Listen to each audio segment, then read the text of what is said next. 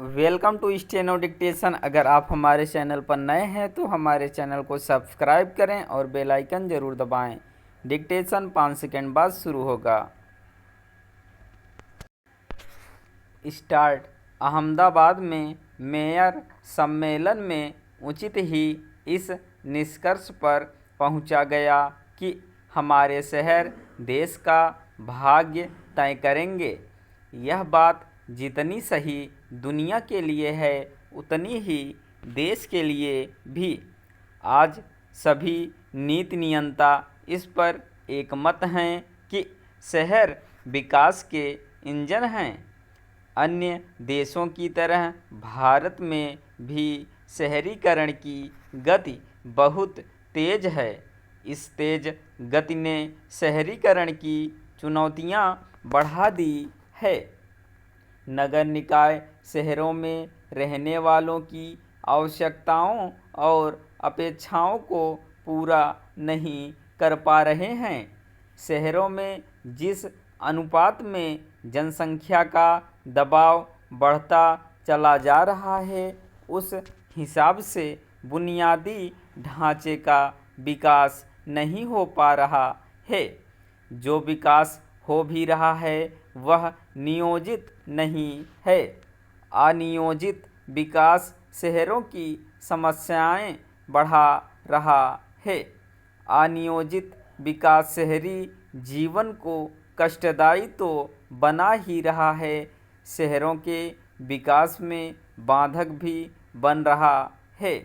यदि देश को तेजी से आर्थिक प्रगति करनी है तो उसे अपने शहरों की दशा संवारनी ही होगी।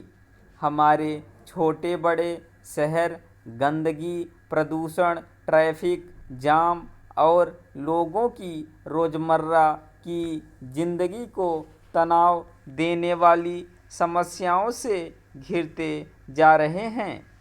अपने देश के शहरों में सार्वजनिक यातायात के साधन भी संतोषजनक नहीं। इन्हीं सब कारणों से कुछ लोग शहरों से दूर रहने का विकल्प चुनने को बाध्य हो रहे हैं।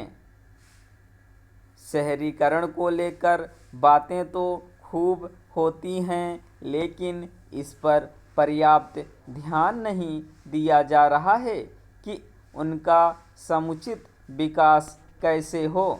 शहरीकरण संबंधी ज़्यादातर योजनाएं समस्याओं का फौरी निदान करने वाली होती हैं। इसके चलते जो फ्लाईओवर, अंडरपास, बाईपास आदि बनते हैं या फिर नए मोहल्ले बसाए जाते हैं वे कुछ ही समय बाद समस्याओं से घिर जाते हैं। स्पष्ट है कि टाउन प्लानर उस दूरदर्शिता का परिचय नहीं दे रहे हैं जो आवश्यक ही नहीं अनिवार्य है।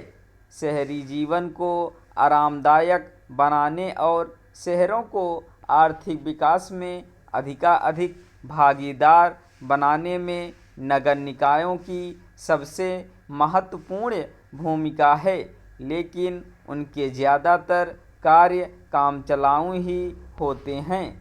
एक समस्या यह भी है कि वे भ्रष्टाचार और संकीर्ण दलगत राजनीति के साथ अन्य अनियमितताओं से ग्रस्त हैं। यह उनकी लचर कार्यप्रणाली का ही परिणाम है कि वे शहरों के विकास के लिए अपने बलबूते संसाधन भी नहीं जुटा पाते।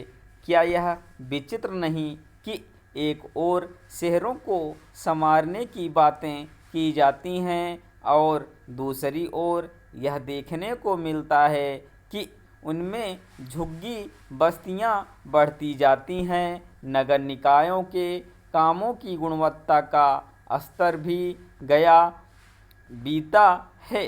समझना कठिन है कि सड़कें बनने के साथ ही खराब क्यों हो जाती हैं। सड़कों के साथ अन्य सार्वजनिक स्थल अतिक्रमण का भी शिकार होते रहते हैं। यह भी देखने में आता है कि एक ही शहर के अलग अलग इलाकों के विकास के मामले में भिन्न भिन्न मानक अपनाए जाते हैं। स्टॉप।